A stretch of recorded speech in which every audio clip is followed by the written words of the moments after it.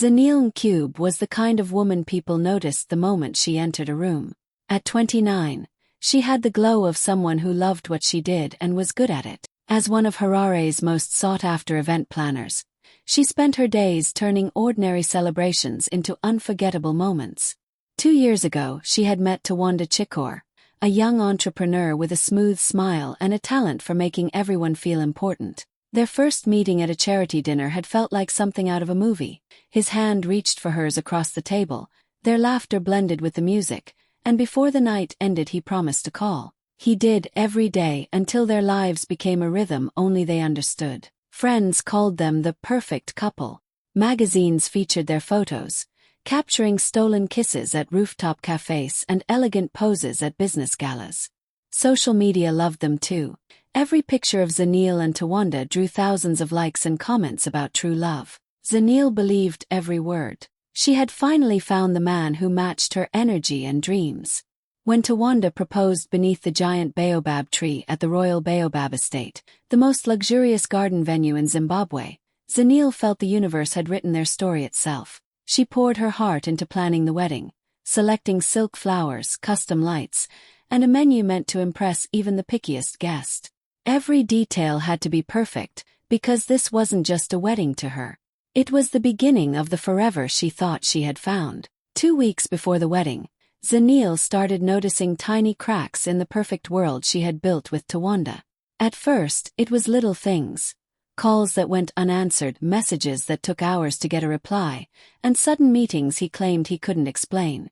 Tawanda, who used to call her every night just to say goodnight, now ended their conversations quickly with a distracted, "I'm busy, babe." His warm voice, once filled with excitement about their future, now sounded cold and rushed, like he was somewhere else entirely.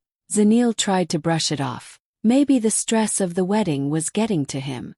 Maybe business deals were taking more of his time. But deep inside, her heart tightened every time she saw his name flash on her phone and heard the hesitation in his tone. Late at night, she would stare at the ceiling of her bedroom, the carefully chosen wedding invitations scattered across her desk, and wonder if she was imagining things. Lerato Dlamini, her best friend and maid of honor, was always by her side, helping with the final touches. They spent long hours together, choosing table settings, finalizing music playlists, checking flower arrangements.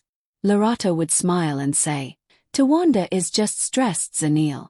You know men panic before the big day." But sometimes when Zanille looked closely, she caught something in Lerato's eyes, something like guilt hiding behind the sparkle.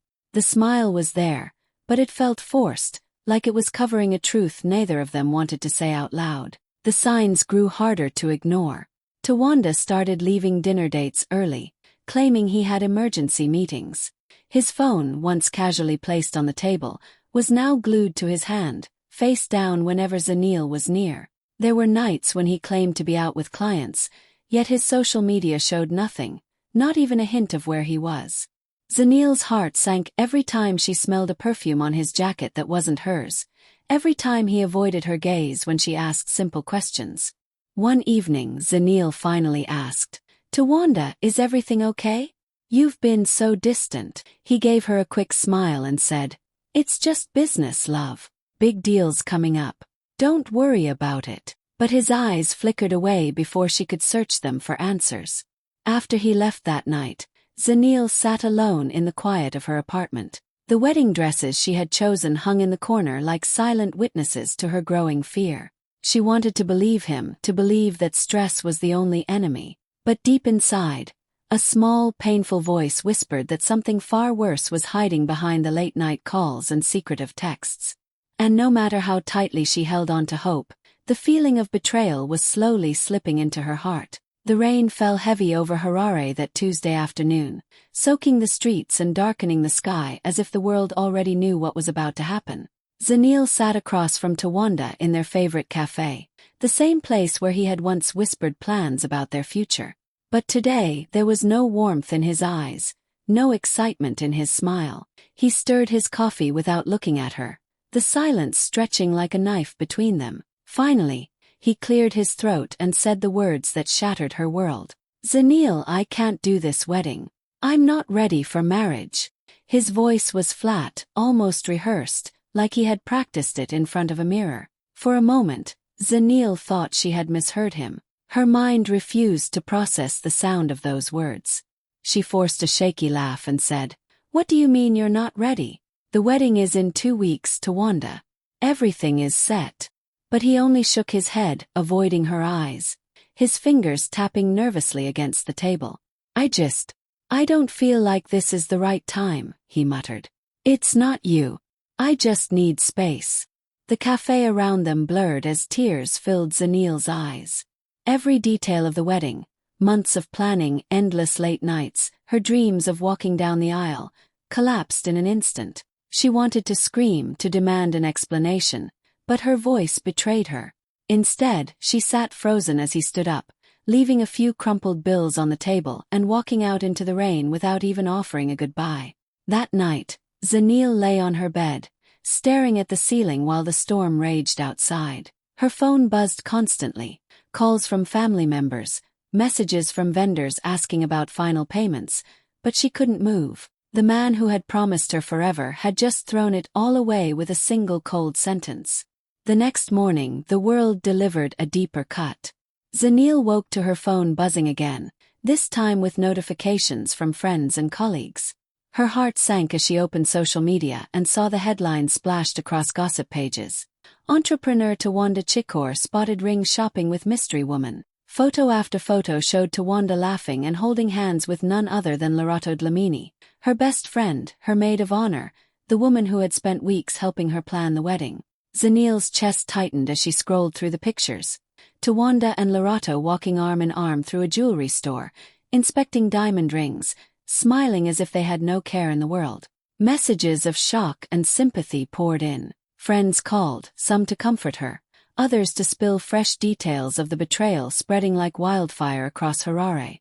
In that moment, Zanil felt the sharp sting of 2 betrayals, the man she loved and the friend she trusted most. The rain outside finally stopped, but inside her heart, the storm had only just begun. For days, Zanil lived in a haze of pain. Nights stretched endlessly as she lay awake, her pillow damp with silent tears. The betrayal replayed in her mind like a cruel movie, Tawanda's cold words, Lerato's forced smiles, the headlines showing them laughing together while she was left broken. During the day, she moved like a shadow, answering a few worried calls but avoiding everyone who wanted to offer pity. Harare buzzed with the scandal of the cancelled wedding, but Zanil refused to feed the gossip. She deleted her social media accounts, ignored reporters, and locked herself in her apartment where only the hum of her air conditioner kept her company. Her family begged her to visit, to cry in their arms, but Zanil chose solitude. She couldn't stand the thought of being looked at with sad eyes.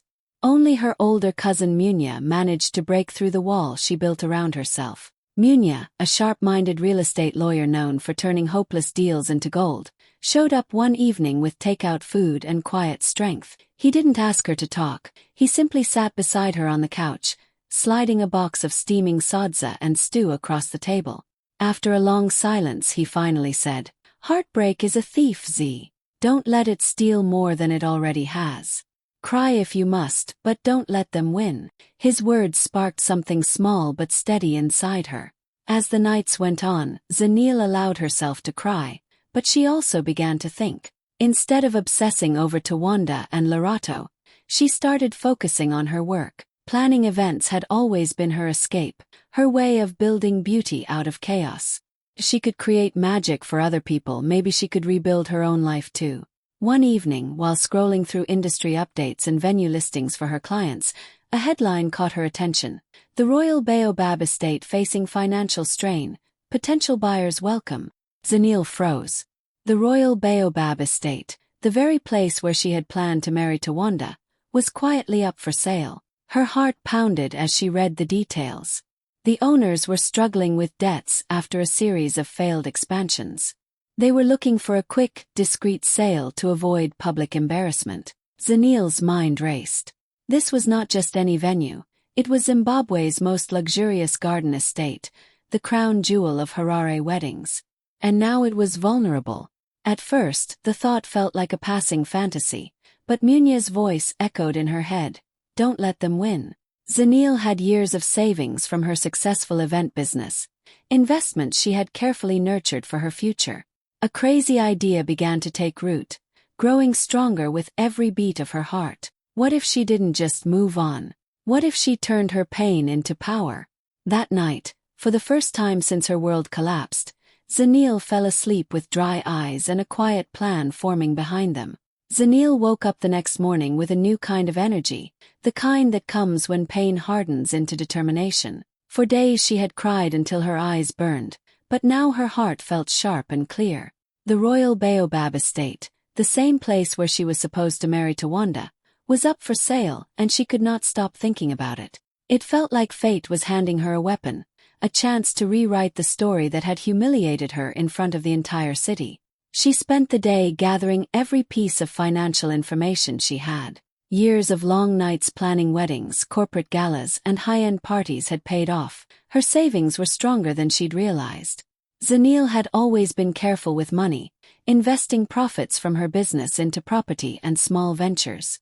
As she studied her accounts, a quiet thrill spread through her chest.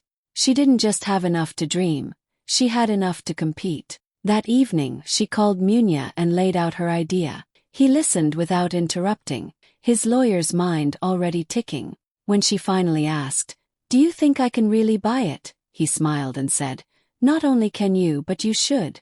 This is bigger than revenge, Zanil.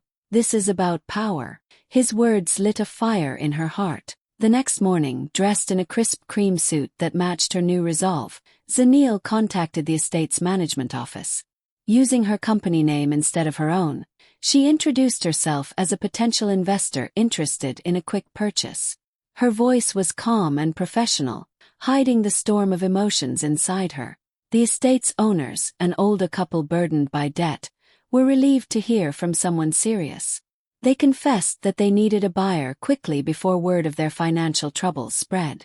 Negotiations began almost immediately. Munya handled the legal language, while Zanil kept her identity carefully hidden. To the owners, she was simply a successful event planner with ambitious dreams, not the bride whose cancelled wedding had nearly broken the estate's reputation. Every meeting brought her closer to sealing the deal. Each signature, each exchange of documents felt like reclaiming a piece of her dignity. Late one evening, after another round of talks, Zanil stood in the quiet garden of the estate. The air smelled of wet earth and blooming flowers, the same scent she had imagined filling her wedding day. But instead of sadness, she felt a deep, electric excitement. This place no longer represented a broken promise. It was becoming a symbol of her strength, a reminder that no betrayal could define her future. When the owners finally agreed to fast-track the sale, they had no idea the woman smiling across the table was the same bride they had expected to host. Zanil shook their hands with steady confidence, knowing that soon the royal Baobab estate would belong to her, and that destiny had just handed her the perfect stage for the next chapter of her life. The final stage of the deal moved faster than Zanil could have imagined. Days of quiet meetings, late-night phone calls, and endless paperwork passed in a blur, but she never once lost focus. Every signature she placed on a contract felt like stitching together the torn pieces of her pride. With Munya's sharp legal mind guiding every step, the process became almost seamless. He double-checked each clause, protected her privacy, and handled negotiations with a kind of calm confidence that made sellers trust him immediately. To everyone involved, Zanil was simply a private investor operating under her company's name. They knew nothing of the heartbreak that had brought her to their table.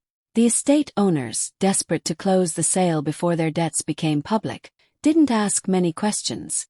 They were only too eager to see a serious buyer with money in hand. Whenever they mentioned how sad it was that a beautiful wedding had been cancelled there recently, Zanil kept her face perfectly still. Inside, her heart pounded, but her voice stayed cool and professional. Munya often glanced at her during these conversations, quietly impressed by her control. "You're colder than ice, Z," he teased one evening after a long meeting. Zanil only gave a small smile. "It's not ice," she said softly. "It's focus." When the final documents were ready, Zanil invited only 2 people to witness the signing, Munya and her trusted assistant, Chipo. Chipo had been by her side through every sleepless night of event planning and heartbreak, and Zanil knew she could trust her completely. The three of them met in a private boardroom at a downtown law office, where the city lights glowed through the tall windows like scattered diamonds. The owners arrived with their lawyers, their faces lined with relief. They shook hands, exchanged polite small talk, and passed the final papers across the table. Zanil picked up the pen, her hand steady despite the storm of emotions swirling inside her. As she signed her name again and again, a strange calm settled over her. Each stroke of ink felt like a quiet victory, erasing the humiliation she had once feared would follow her forever. When the last signature was complete, the estate was officially hers. The Royal Baobab Estate, the dream venue where she was supposed to marry Tawanda, now belonged entirely to the woman he had betrayed. The owners congratulated her, completely unaware of the irony, and left with grateful smiles. After they were gone, Munya poured 3 glasses of sparkling water and raised his cup. "To new beginnings," he said. Chipo's eyes shone with excitement, but Zanil remained composed. She looked out the window at the glittering Harare night and replied, "To control." Inside, her heart burned with a cold fire. The stage was set. Tawanda and Larato had no idea what was coming, and Zanil intended to keep it that way until the perfect moment to reveal the truth. Weeks passed, and Harare slowly moved on from the scandal that had once filled every headline. For Zanil, the days were a careful dance of quiet power. She attended meetings at the estate under the name of her company, gave instructions to staff, and oversaw small renovations, all while keeping her ownership a tightly guarded secret. Only Munya and Chipo knew the truth, and they guarded it as fiercely as she did. To everyone else, she was just a busy event planner working on her next big project. Then, one bright Saturday morning, the news she had been waiting for arrived like a cruel but thrilling surprise. Zanil was sipping tea in her office when her phone buzzed with a message from an old friend. "Did you see Larato's post?" Curious, Zanil opened social media, and there it was. A glittering photo of Tawanda on one knee, sliding a diamond ring onto Larato's finger. Larato's caption sparkled with pride. "He asked and I said yes. Forever with my best friend and soulmate. #dream wedding loading #Royal Baobab." Zanil's heart gave a single hard beat, then settled into a calm rhythm. She studied the photo of the two people who had betrayed her, their smiles wide, their eyes bright with excitement. The comments below were full of congratulations and heart emojis, but Zanil could almost hear the whispers behind the screen. Everyone remembered the drama of the cancelled wedding, and now they were ready for the next chapter of the gossip. Later that afternoon, a booking request arrived at the estate's office. Tawanda and Larato wanted to reserve the Royal Baobab Estate, the very same venue they had once helped Zanil plan her wedding in, for their own celebration. They requested the largest garden area, the same space Zanil had chosen months before, and even asked for some of the decorations she had once designed. Their message was full of smug excitement, boasting about choosing Zimbabwe's most exclusive venue and securing a date before anyone else could. Zanil read the request slowly, her face perfectly blank. Inside, however, a quiet satisfaction spread through her chest. It was as if fate itself had written the script. Not only were they announcing their love to the world, they were walking directly into her hands. She forwarded the email to Chipo with a single instruction: "Approve it." Chipo replied with a sly grin emoji, understanding immediately. The reservation was confirmed within hours. Larato soon posted another update on social media, gushing about how lucky they were to secure the dream venue everyone fights for. Comments poured in again, some people congratulating them, others slyly reminding followers that this was the same place where Tawanda had once promised forever to another woman. Zanil said nothing. She didn't block them, didn't like or comment, didn't show a single sign of emotion. To the world, she was simply living her life, moving forward. But behind the calm mask, she was planning every detail of the day that would turn their perfect wedding into the most unforgettable lesson of their lives. The morning of the wedding arrived warm and golden, the kind of day Harare photographers dream of. The Royal Baobab Estate glowed under the soft sunlight, its sweeping gardens trimmed to perfection, white flowers lining the stone pathways like a promise of happiness. Guests began arriving in sleek cars and colorful outfits, their laughter ringing through the air. But hidden beneath the cheerful music and clinking glasses was a secret that no one suspected. Zanille stood at the grand entrance of the estate, her heart steady as she watched the scene unfold. She wore a floor-length emerald gown that shimmered with every step, the color chosen carefully. It was not the white of a bride nor the black of mourning, but the fierce green of renewal and power. Her hair framed her face in soft curls, and a pair of diamond earrings caught the morning light. Today, she was no longer the heartbroken fiancée. Today, she was the woman who owned every inch of the ground beneath their feet. At exactly 10 o'clock, a sleek black car rolled up to the gates. Tawanda stepped out first, looking sharp in a tailored cream suit. Lorato followed, radiant in a sparkling white gown, her smile wide as she waved to photographers who snapped away eagerly. Their guests cheered, unaware of the storm waiting at the entrance. As the couple approached the gate, the security guard stepped aside, revealing Zanille standing calmly in the center of the path. For a moment no one moved. Tawanda's eyes widened as recognition flashed across his face. Lorato froze, her bouquet trembling slightly in her hands. Gasps rippled through the crowd as whispers spread like wildfire. Camera lenses swung toward the stunning woman in green, their shutters clicking furiously. "Good morning," Zanille said, her voice smooth and unshaken. "Welcome to my estate." The words cut through the air like a blade. Guests exchanged stunned looks. Some instinctively pulled out their phones to record, realizing they were witnessing something unforgettable. Tawanda took a hesitant step forward, confusion flickering into panic. "Your estate," he stammered. Zanille's smile was polite, almost businesslike. "Yes. I purchased the Royal Baobab estate several weeks ago.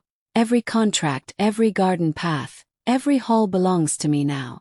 I thought it was only fair to greet you personally. After all, you're my first major booking as the new owner." A collective gasp rolled through the crowd, followed by a wave of excited murmurs. Guests raised their phones higher, recording every second as the once perfect couple struggled to keep their composure. Lorato's face drained of color while Tawanda clenched his jaw, his confidence cracking in front of flashing cameras. Zanille took a small step closer, her emerald gown brushing against the stone. "Congratulations on your wedding day," she added softly, her eyes locking on theirs. "I do hope you enjoy the venue. After all, it's the best in Zimbabwe, and today it's mine." The crowd erupted in shocked chatter as flashes from cameras lit up the entrance. In that moment, Zanille stood taller than ever, the picture of grace and quiet triumph, while the couple who betrayed her realized the stage they had chosen belonged entirely to the woman they had tried to break. The air around the estate grew heavy with tension as Zanille's words settled over the crowd. Guests whispered and pointed, phones raised high to capture every second of the unfolding drama. Tawanda's confident smile had completely vanished, replaced by a tight, uneasy frown. Lorato gripped her bouquet so hard the stems bent beneath her fingers. Zanille let the silence stretch, her emerald gown catching the light as she took one graceful step forward.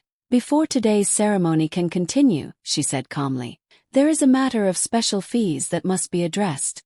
According to our updated policy for premium weddings, the couple is required to clear an outstanding balance before any event can proceed." Her voice carried across the courtyard like a bell, clear, steady, and impossible to ignore.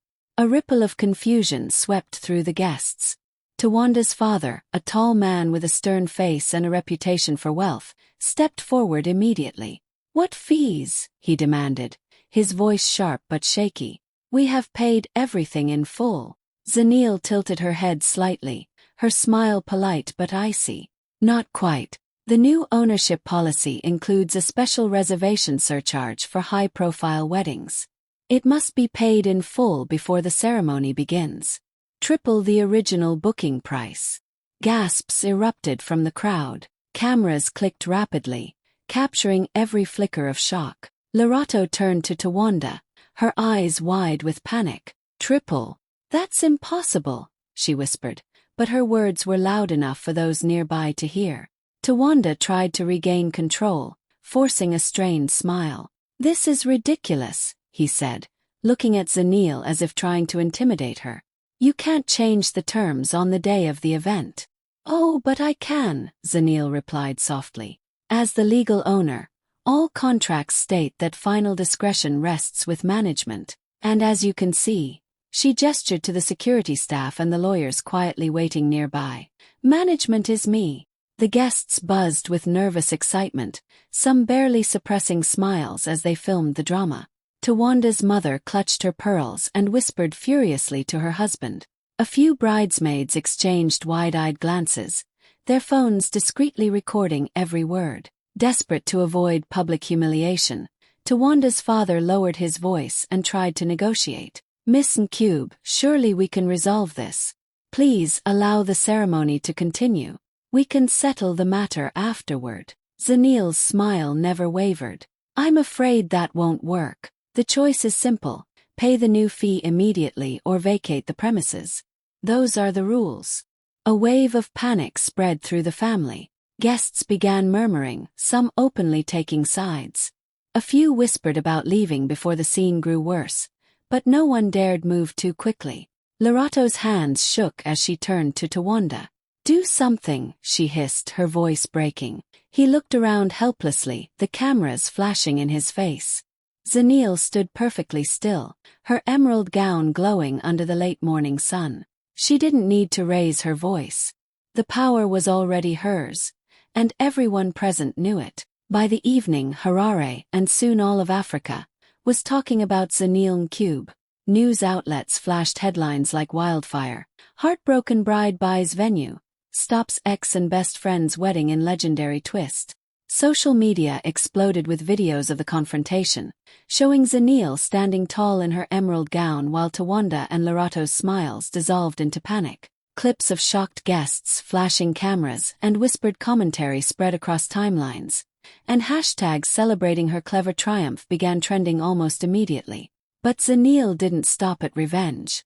That very evening, she opened the grand doors of the royal Baobab estate to a different kind of celebration.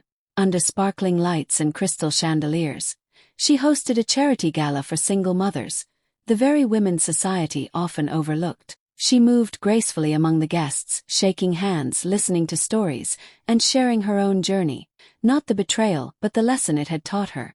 Tables overflowed with donations, and by the night's end, the estate buzzed with energy, generosity, and hope. In interviews later, reporters asked her what had driven her to act with such courage and precision. Zanil looked into the cameras, calm and radiant, and said, "Heartbreak is fuel. Build something they can never take away." Her words struck a chord far beyond Harare, spreading across Africa like a spark igniting countless minds. Women shared her story, young entrepreneurs cited her courage, and thousands found inspiration in her refusal to be defeated. That night, Zanil watched the city lights from the balcony of the estate she now owned. The same place that had once held heartbreak now held opportunity, power, and hope. She smiled, knowing she had turned betrayal into something greater than anyone could have imagined, and in doing so, she had claimed her place not just in the city, but in the hearts of everyone who needed proof that strength and dignity always prevail.